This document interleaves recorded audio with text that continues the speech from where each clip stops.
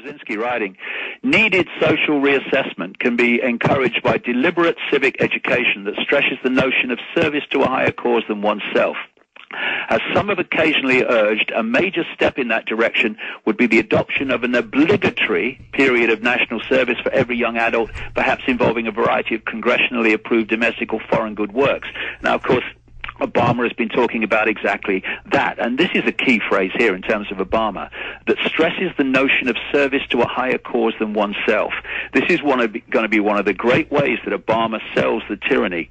He's going to sell it as people coming together, as serving a higher cause, and again you hear him, not him, just him, but his wife as well, in some of her speeches, talk about the fact that America, he's going to have to sacrifice to bring about this change. And one of the key sacrifices, without any question, is going to be sacrificing their sovereignty and ability to govern themselves. And that's why Colin Powell and Vice President Biden-elect are all saying, get ready for things that are unpopular when they're speaking to inner core groups of Democrats around the country, and it's been caught on tape a few times. They're saying the people aren't going to like any of this, and that's raiding the pension funds, starting new wars, and there's also this classic mind control, and I want you to speak to this particular tactic. They'll announce, we want world government's good, New World Order's good, New World Order means world government. Then they'll say, but I didn't just say that, and you're insane if you're against world government, and if you believe in world government, it exists, and if you think it's good, it exists,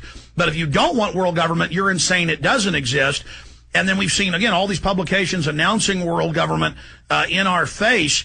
It's the same thing with Obama. There's just this almost like they're testing being ridiculous, lying in public, doing asinine things, and studying re-education camps in Soviet Russia and communist China. That's what they did. They made the interrogations crazy. They made people change what they were saying and believing every day. They would say, I'll quit torturing you when you say you agree with this. Okay, I agree. They'd still go ahead and torture you. Now you have to say you believe in that.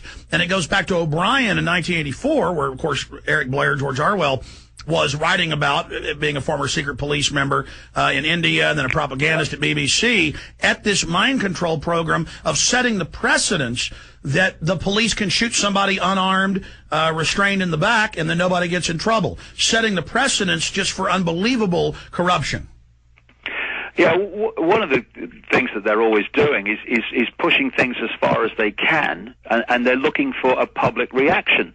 If they don't get the public reaction against them that is a problem to them, then they'll go ahead with whatever they've announced. If they get a massive public reaction, then they'll just start denying it and saying it's ridiculous, and these people who are saying it are crazy, and they'll realize that they're going to have to do it in another way, maybe in two steps rather than one step. Case in point. First, they said there was no Trans-Texas Corridor on CNN and Fox. They said Ron Paul was insane, that it didn't exist. On and on and on and on.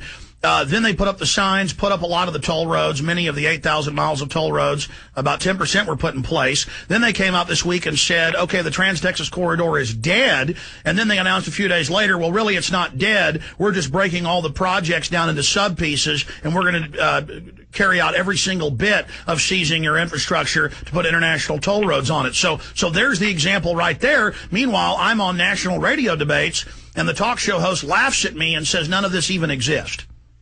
Yeah, that's the way they work. And, you know, in terms of Obama, we've got a mass mind control operation behind him that's far more, well, it's not sophisticated if you know how it works, but if you don't, it's far more sophisticated than I've come across. This is really a step up. Well, you said it. They're using every science they've developed together, overlaid, working on all 8 cylinders like I've never seen. And normally they would play off the left-right paradigm with both parties for the illusion of that the Congress and the president really run things and aren't just front puppets, for the real guys upstairs, as you've said so many times. For the first time ever, they're telling us we must be unified. And for me, that is the signal that they are really moving into a new phase.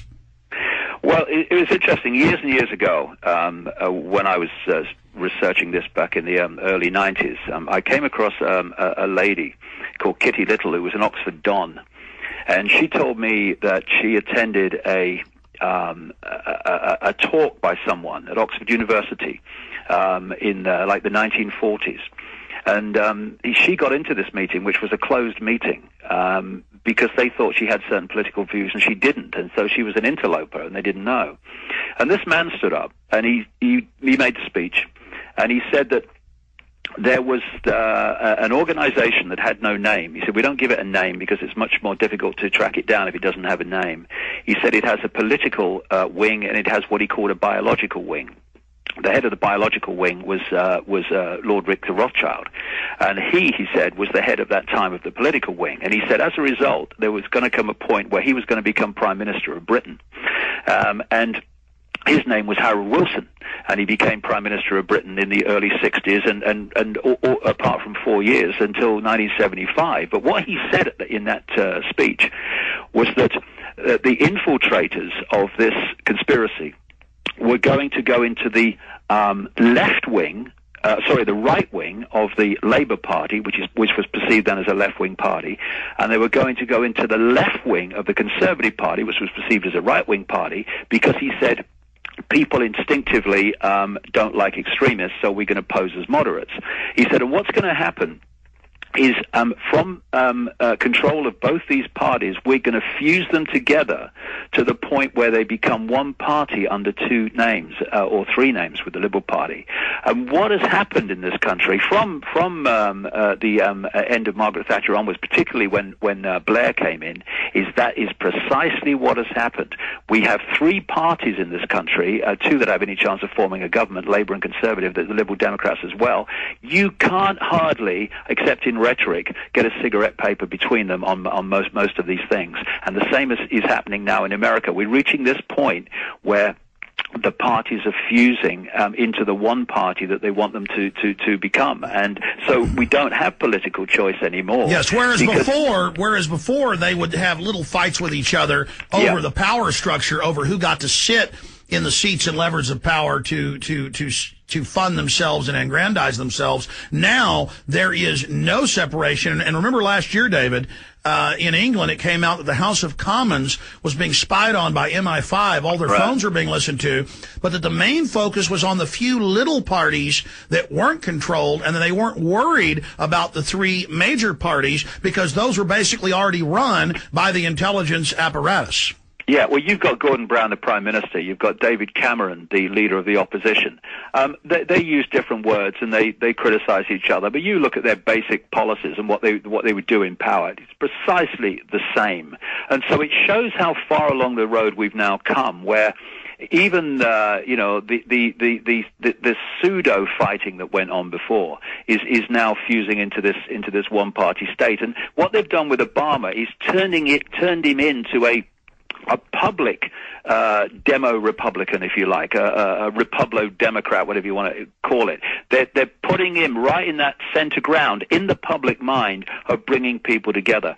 But actually, he is a massive extremist who owes more to the fascist state of mind, especially the people behind him, than any socialist state of mind. Although if you go far enough left and far enough right, you meet the same situation anyway. And then we get into colors, using colors to program. Have you noticed that he and his wife, the night they won, both wore red and black, and so did their children? Again, there's major messages in that.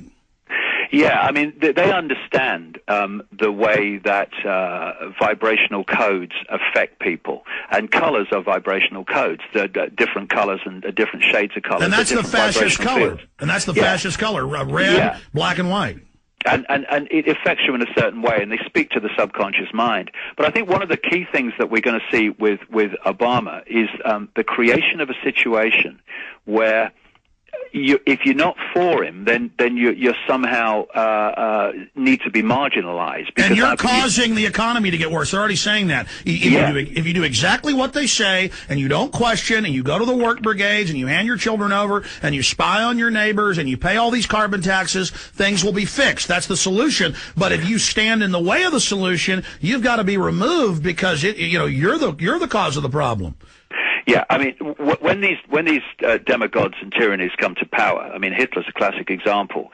Anyone that is against them is attacked, is marginalized, is abused, is libeled and slandered, and it's designed to stop people being that nail that stands out above the rest, as the Japanese say. Stay there, David.